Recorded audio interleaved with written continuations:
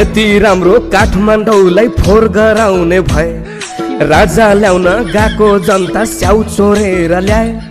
हिजोसम्म ज्ञानेन्द्रलाई देश छोड भन्दै कराए अहिले तिनी युवा आफै देश छोडेर हराए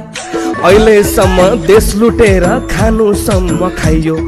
अहिले जनता चिच्याइरहेछन् एउटै राजा चाहियो पहिला पनि कुर्ची खोस्यो राजाको के भर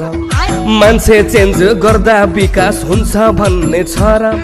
ए आमा ल्याम भन्छन् राजा बियर चोर्ने जनताले के पिबाको निन्द्रा खराब गरिदिए नेपालका जनताले जनतालाई भड्काउँदै हिँड्छन् दुर्गा परसाई दाजैले